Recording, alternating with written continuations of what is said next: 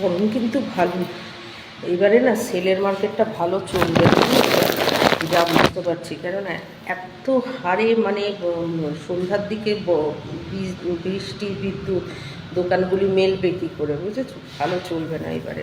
এবারে না দোকানদারেরা দোকান খুলে বসবে কী করে, বুঝতে পারছো না? করতে না করতেই উঠে যাবে সব। আর যা জিনিসের দাম সেলের মার্কেট বলে আর এবার কিছুই নেই। যে মানুষ আগে আর কী করতো, একটা কিনে রাখতো, মানে বুকিং করে রাখতো, পুজোর সময় নিত। এখন তো সেই সব নেই না। তারপরে দেখো টিএগুলো ঠিক মতো করে দেয়নি। আন্দোলনই সার হয়েছে, একদলকে দিয়েছে একদলকে দেয়নি, মানে ভাঙন ধরিয়েছে মিডিলের মধ্যে, বুঝতে পেরেছো? হ্যাঁ, তারপরে দেখো সেন্ট্রালের ডিএতে কোনো সমস্যা নেই, বা সেন্ট্রালকে যারা পছন্দ করে না তারাও তো সেন্ট্রালের জব করে। সে সেন্ট্রালে জব করলে বলবে তো এটা তো আমার হকের পাওনা। তাকে রাজ্য সরকারেরও তো এটা কর্মীদেরও তো এটা হকের পাওনা। ব্যাপারটা তো একই এসে যায় না। মানে তুমি সেন্ট্রালের বিরুদ্ধে যে যে কথাগুলি ফর্মুলায় দেবে, ঠিক অফিসিয়াল ব্যাপারে সেগুলি তোমার রাজ্যতেও আসে, তাই না? মুশকিল হচ্ছে এইখানে যে যার বাড়িতে দুটো ভাই আছে, যে সেন্ট্রালে কাজ করে একজন, একজন রাজ্য সরকারিতে কাজ করে, সেখানে একজন পাচ্ছে একজন পাচ্ছে না। তার বাড়ির কী অবস্থা হচ্ছে? দুই ভাইয়ের মধ্যে ক্র্যাশ বাজছে, বা একটু তো দুই বউয়ের মধ্যে ওই হচ্ছে না। আবার যদি দুই ভাই দুই বউয়ের মধ্যে সুসম্পর্ক থাকে, তাহলে যখন একসাথে খেতে বসছে, শাড়ি কেনার কথা বলা, এমনি যাচ্ছে আসছে, তাহলে যেখানে সেন্ট্রাল খুব সিম্পলভাবে মানে নর্মালি সবাইকে দিচ্ছে A to Z, যেটা দেওয়ার নিয়ম, সেখানে রাজ্য সরকারে এ পাচ্ছে তো ও পাচ্ছে না। এই জিনিসটাতে বলো যে এইটার প্ল্যানার যে এরকমভাবে দেওয়া হবে, তার বিরুদ্ধে কী কী ভাষা প্রয়োগ করতে পারে। আমার না এটাই খুব খারাপ লাগে, যে প্ল্যানার তাকে এত দুর্ভাষা শুনতে হবে, এবং তার বাড়ির লোকের কাছেও শুনতে হবে, তার আত্মীয় পরিজনেরও তো একই জিনিস আছে না, জ্ঞাতি গোষ্ঠী আত্মীয় কুটুমের বাড়ি প্রতিবেশী, তাদেরও তো সে মানে ধরো খেতে বসে বসে কী নোংরা ল্যাঙ্গুয়েজ দেবে বলো। এটাকে যারা সাপোর্ট করছে বা বলছে না, হ্যাঁ, বলবে যে আমিও তো সেন্ট্রালে কাজ করি, আমি তো পাচ্ছি। দেখা যাচ্ছে একজন ঝাড়ুদারও পাচ্ছে, একজন স্কুলের স্টাফও পাচ্ছে, মানে ন্যূনতম সে অনেক বছর আগে রিটায়ার করেছে সেও পাচ্ছে, আবার যে রানিং সেও পাচ্ছে। আর এদিকে রাজ্য সরকারেরটা পাচ্ছে না। সে রাজ্য সরকারের থেকে নাকি অনেক রকমের কন্ডিশন দিয়ে দিয়েছে। তো এইসব পেপারস নিয়ে যারা ব্যস্ত থাকতে পারে না, আমরা না হয় পারবো, পারে না, ধরো অনেক বুড়ো হয়ে গেছে, সে নিজেই অসুস্থ, বিছানায় শোয়া, প্রায় 99-এর কাছে বয়স, তার স্বামী কাজ করতো, সে কি পেনশনটা পাবে না? সে স্বামী হয়তো স্কুলে কাজ করতো, সে কি পাবে না?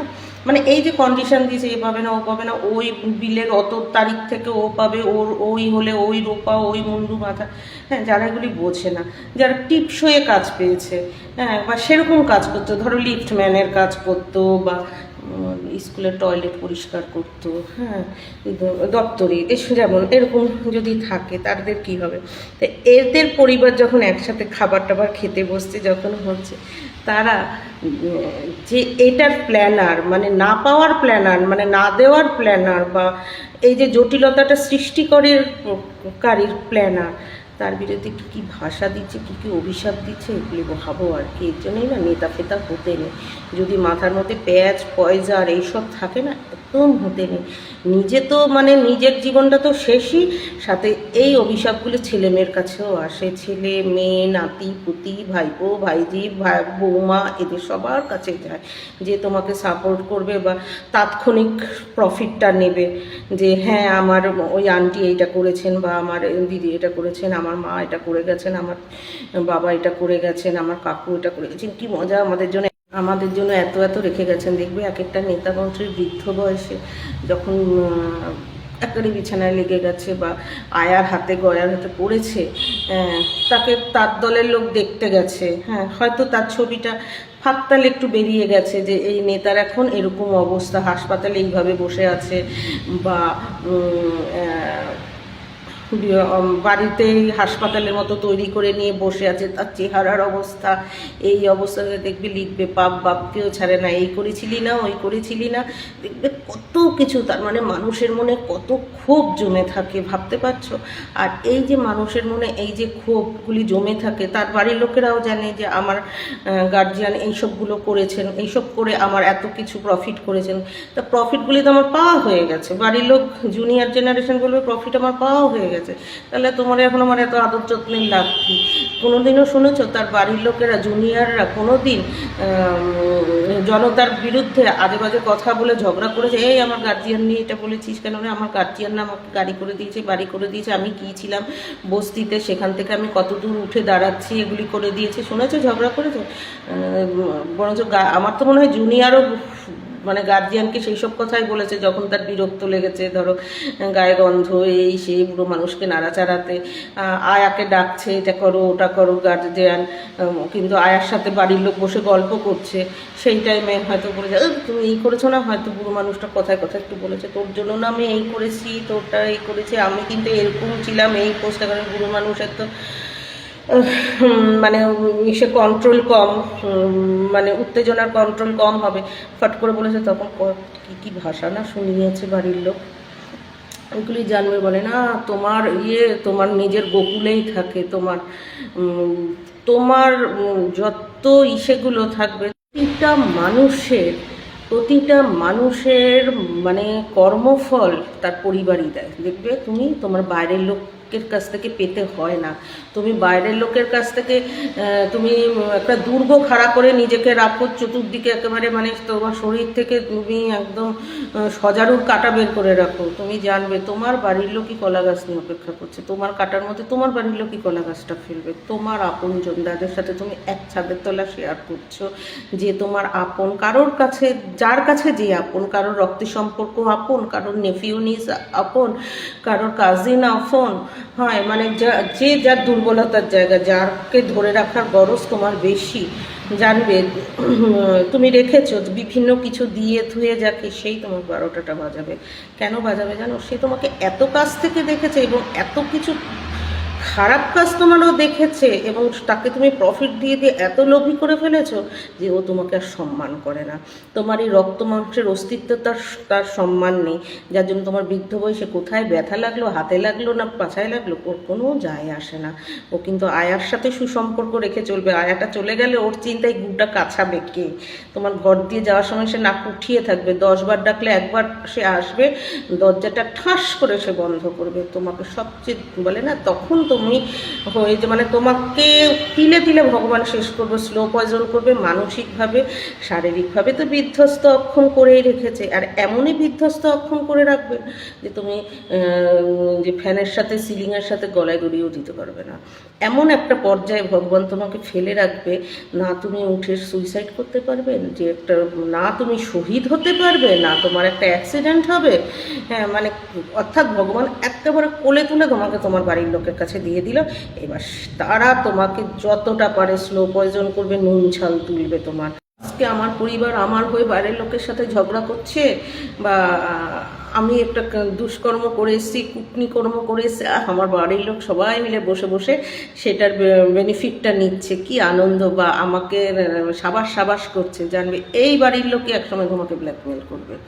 এই বাড়ির লোক যাকে তুমি এই প্রফিটটা ডিস্ট্রিবিউট করেছো, সেই তোমার সাথে ব্ল্যাকমেল করবে, সেই তোমাকে দুর্ব্যবহার দেবে। তুমি প্রফিটটা দিচ্ছ, তোমাকে সে ভালোবাসছে না, তোমাকে প্রফিটটাকে সে ভালোবাসছে এবং প্রফিটের উৎস বলে তোমাকে ভালোবাসছে, কিন্তু প্রফিটটা দেওয়ার যে পদ্ধতিটা, প্রফিটটা যে তোমার আনার পদ্ধতিটা, এই যে পরিবেশটাকে তুমি আনন্দদায়ক করেছো, সবাই মিলে বসে বসে হাসতে, জানিস ওই বাড়িতে না আমি আগুন জ্বালিয়েছি, ওদের দুজনের মধ্যে না বাঁধিয়ে দিয়ে এসেছি, হ্যাঁ এই যে করছো, তুমি কি ভাবছো তোমার বাড়ির লোক খুব খুশি হচ্ছে?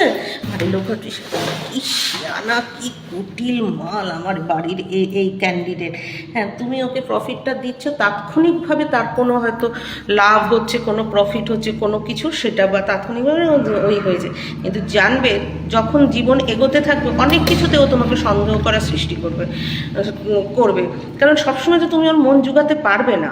মন জুগাবে কেন? রোজকার জীবনে কি মন জোগানো যায়? তুমি একটা দুটো কাজ করে তুমি ওকে খুব আনন্দ দিয়েছো, জীবনে কি তুমি 24টা ঘন্টায় 24টা করে ডেইলি ওর মন জোগাবে? তারপর তো মন জুগাতে জুগাতে তুমি আর পারবে না, তখন ও তোমাকে ছুঁড়ে রেখে দেবে, ফেলে দিয়ে যাবে। সে তোমাকে যা দুর্ব্যবহার দেবে, তোমাকে বাইরের লোকের কাছে বানিয়ে বলতে হবে, একবারও ফোন না করলে বলতে হবে আমাকে 10বার ফোন করে, বা ওই ব্যস্ততায় না আমাকে ফোন করা যায় না রে, তুই ওর সাথে যোগাযোগ করিস না। হ্যাঁ, কারণ ও তো হয়তো অনেক কিছু তোমার সম্বন্ধে বলে দেবে, ঘ্যার ঘ্যার ঘ্যার ঘ্যার করে, এই করেছে ওই করেছে, কম ওই ছিল ওই ছিল, অথচ তুমি কিন্তু ইয়াংকালে ওর জন্য অনেক করেছো, কিন্তু সব কাজগুলোই তুমি খারাপভাবে করেছো, মানে খারাপের মাধ্যমে তুমি প্রফিটটা এনে ওকে দিয়েছো, বেনিফিটটা এনে ওকে দিয়েছো, আনন্দটাকে এনে ওর মন জুগিয়েছো, ভেবেছো আমাকে সারা আমার হয়ে ও অনেক করবে, আমাকে ভীষণ ভালোবাসে, এই ভালোবাসা আমার একটা বৃদ্ধ বয়স অবধি থাকবে, বা ভেবেছো আমি তো বেশি দিন বাঁচবো না। আমাকে শোনো, জন্মমৃত্যু বিয়ে কেউ বলতে পারে না, হ্যাঁ জ্যোতিষী নিজেরটাও বলতে পারে না যে আমি 50 বছরের চলতি ফিরতি মরে যাব। মানে বাড়ির লোকের কাছে আমার জনপ্রিয়তাটা থাকতে থাকতে, আমার চাহিদাটা থাকতে থাকতে, আমার যে মানে আমাকে চাইছে উনি থাকুক, তাহলে আমাদের আরও প্রফিট হবে, এই লোকটা থাকতে থাকতে আমি টাটা বাই বাই দিয়ে উপরে চলে যাবো, এটা বলতে পারে না। মৃত্যু মানে মুক্তি, অনেক সময় অ্যাক্সিডেন্টের মৃত্যুও মুক্তি, অনেক সময় মার্ডারের মৃত্যুও কিন্তু মুক্তি, যে মার্ডার হয়ে গেল সে কিন্তু বেঁচে গেল, বুঝতে পেরেছো? অনেক সময় তাই। কিন্তু তুমি যখন যাদেরকে তোমার রূপ তুমি দেখিয়ে দিয়েছো, কুটনি রূপটা, এবং তাদেরকে বেনিফিট দিয়েছো সেটা করে, তাদের পাল্লায় যদি তুমি শেষ বয়সে পড়েছো, অক্ষম বয়সে, এবং ভগবান যদি সেই বয়স অবধি তোমার আয়ু রেখেছেন যে তুমি তাদের পাল্লায় পড়বে, মানে ভগবান নিয়ে যদি তোমাকে ফেলে যান, জানবে যে এটা তোমার টোটালি কর্মফল। এমন কিছু তুমি পুজো করে বা আগের জন্মে বা এই জন্মে ওই করে ফেলেছো, মানে এত অপকর্ম করেছো, এত করেছো যে ভগবান তোমাকে এইবার স্লো পয়জন করাবে, এবং তোমার নিজের লোকের হাতে, নিজের লোকের হাতে। তুমি বাইরের লোককে বলতেও পারবে না, আয়াকে বলতেও পারবে না ও আমাকে খোঁচা দিয়েছে। দেখা যাবে বাইরে তোমার ঘরের লোকই বলেছে ধাক্কা দিয়ে রাখো তো, এটা ধুর আসেন তো টিভিটা দেখি বসে বসে, বা গুয়ের ওই জায়গাটা ভালো করে ঘষে পরিষ্কার করেন, সে ছাল উঠেছে উঠেছে, বুঝেছো? এই হয়ে যায় কিন্তু ব্যাপার, বিরক্ত হয়ে যায় এক সময় মানুষ। তাই ইমেজ ভালো রাখতে হয়, কিন্তু মানুষ যখন ইয়াং থাকে, মানে শরীরে সক্ষম থাকে, প্রচুর ক্ষমতাধর থাকে, একটা বিশাল পোস্টে থাকে, বা নিজের মগজের ওপর অগাধ বিশ্বাস, আমি প্রচুর কুটকাচালি করতে পারি, কুটনামি করতে পারি, প্রচুর কাঠি মারতে পারি, আগুন জ্বালাতে পারি, এই অগাধ বিশ্বাসে ধরাকে সরাগান করেই যত পাপ কাজ করে। নেতা মন্ত্রী কেউ কারণ না, নেতা মন্ত্রীও ছাড়া পায় না, কোনোদিন পায় না, ধর্মগুরুও পায় না।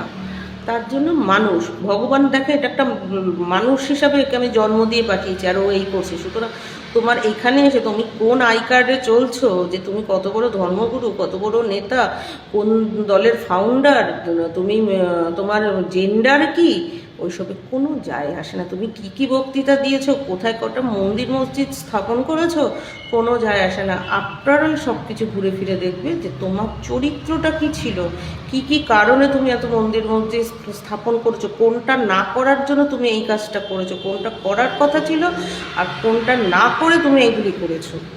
আদত তোমার কোনটা করার কথা ছিল, বা কোনটা করলে 10-এর উপকার হতো, তোমার কতটা নিরপেক্ষতা, তুমি কার সংসারে কাঠি দিয়েছো, কেন কাঠি দিয়েছো, হ্যাঁ সব কিছু দেখবে, কার্যকারণ সূত্র, এবং তারপরে তোমাকে আয়ুটা দেবে। আয়ু ভীষণ খারাপ জিনিস, অত্যধিক আয়ু একদম ভালো না। আমার দিদিমার অনেকটা আয়ু ছিল, এবং দিদিমা সবসময় বলতো, যেটা আমার মাও বলে, যে অতি আয়ু একদম ভালো না, অধিক সন্তান আর অতি আয়ু, অধিক আয়ু, অধিক আয়ু হচ্ছে সবচেয়ে বেশি কর্মফল। অধিক আয়ু পাওয়া খুব খুব খুব খারাপ। একটা বয়সের পর সত্যি এক্সপায়ার হওয়া উচিত, তাতে তোমার পরিবারের কাছেও সম্মান বজায় থাকে, অন্তত তাদের পায়ের, তাদের হাতে গিনিপিক হতে হবে না তোমাকে। তুমি তো কাউকে বলতেও পারবে না, বৃদ্ধ মানুষ এমনই, তুমি বলতেও পারবে না, তোমার অতীত নিয়ে ঘাটাঘাটি করে বলবে ওই সারা এড়ে যা ছিল, যা ছিল, যা যা অপকর্ম করেছে, যা যা জনতাকে এই করেছে, বা যা যা এরও সংসারে এই করেছে, একে নেবে, মাথা খারাপ, একদম না। বাড়িতে এইসব কেউ নেবে না। আর বৃদ্ধাশ্রম আশ্রমে তোমার মতো একটা খারাপ মানুষ যখন যাবে, তো ওই বৃদ্ধাশ্রম আশ্রমে যিনি কেয়ারটেকার হবে, বৃদ্ধাশ্রমের যিনি কেয়ারটেকার হবেন, সেও কিন্তু তোমাকে ছোড়াছুড়ি করবে। একই ব্যাপার, খারাপ মানুষকে কেউ ভালোবাসে না। একটা বোবাকালার জন্য মানুষের দুঃখ হয়। আর বলবে যে বিভিন্ন এনজিও সংস্থা তারা ফোকাসে আসার জন্য, ফুটেজ পাওয়ার জন্য, কিছুক্ষণের জন্য মাসিমা মুখটা পরিষ্কার করে দিয়ে মাসিমাশাই আপনার থুতুটা ওই করে দিয়ে করবে, তারপরে যেই ক্যামেরাটা বন্ধ করবে, হ্যাঁ চলেন এই চল বাইকে এক করে দিস তোরটা, এরকমই কিন্তু করবে। সুতরাং অধিকায়ু ভগবান যে কখন কাকে দিয়ে দেবে, হ্যাঁ এটাই হচ্ছে ব্যাপার। তুমি যত খারাপ কাজ করবে তত তোমার অধিকায়ু হবে, এটাই হচ্ছে ব্যাপার। লোকে বলে না যে যত ভালো মানুষ তাড়াতাড়ি মরে যায়, যত খারাপ মানুষগুলি বেঁচে থাকে, খারাপ মানুষগুলি মোটেই ভালোভাবে বেঁচে থাকে না, আরও স্লো পয়জন হওয়ার জন্য ভগবান তাকে রেখে দেয়, এবং সেটার আপনজনের হাতে গিনিপিগ হওয়ার জন্য, পুরো গিনিপিগের মতো করে আপনজন তখন তাকে শেষ করে। এটা জানবে। এর জন্য নেতা বলো, ধর্মগুরু, যেই চেয়ারই পাও না কেন, বা নিজের সংসারের চেয়ারটাও যদি পেয়ে থাকো, বা যেটুকুনি স্টিয়ারিং তোমার হাতে থাকে, যেটুকুনি ক্ষমতা তোমার হাতে থাকে, সবসময় চিন্তা করবে তুমি কিন্তু ফ্যামিলি পার্সন। যেহেতু তুমি ফ্যামিলি পার্সন, তুমি বিবাগী না, তুমি সন্ন্যাসী না, তুমি আনম্যারিড নাও, তুমি এই নাও সেই নাও যে তুমি উড়ে যাবে, হারিয়ে যাবে, যেখানে ইচ্ছা চলে যাবে, আশ্রমে চলে যাবে শুরুর থেকে, তার কিন্তু উপায় নেই। তুমি কিন্তু ফ্যামিলি পার্সন, তুমি কিন্তু যাওনি। যাওয়ার মানুষ একদম আলাদা থাকে, যে হরিদ্বারে চলে গেছি, এই চলে গেছি, সে অনেক ভালো থাকে, হ্যাঁ, যে আস্তে আস্তে সেখানে সেটিং করে নেয়। কিন্তু তুমি কিন্তু আকর্ষণে যেতে পারো নি যে আমাকে এবার মাথায় তুলে ধেই করবে, আমি এত প্রফিট দিয়েছি, এত বেনিফিট দিয়েছি, এত আনন্দ দিয়েছি, একে ওকে খারাপ করে, ওর ক্ষতি সাধন করে, হ্যাঁ আমাকে তো এবার বাড়ির লোক বিশাল স্যালুট করবে, আমারই ঘিরা বৈশা থাকবে, আর সবাই আমারে শুধু মালা পরাবে, হ্যাঁ, আর সালাম ঠুকবে আসতে যেতে, আমাকে অতীত নিয়ে মানে আমি একটা দৃষ্টান্ত রেখে গেলাম। তাই ছেলে মেয়ের সামনে তুমি যতই পকাও, ছেলে মেয়েকে পটাও, যতই ভালোবাসো, যতই ওর দোষ না দেখো, যাই করো, তোমার বাড়ির লোককে তুমি একেবারে মাথায় তুলে ব্রহ্মতালুতে রাখো, দুনিয়ার সবাই রে খারাপ বলো, ভীষণ খারাপ, সেইটা বাদ। নিজেকে বিশাল আমি জনপ্রিয়তা দেখানোর জন্য তুমি ঘরের মধ্যে হয়ে রয়েছে হিটলার, হ্যাঁ, কুটনির বাসার রক্তচোষা, এদিকে বাইরে হয়ে রয়েছে তুমি ভীষণ ভালো ইমেজ, একেবারে বলে না ঘর জ্বালানি পর গোলানি, কোনোটাতেই তুমি রক্ষা পাবে না।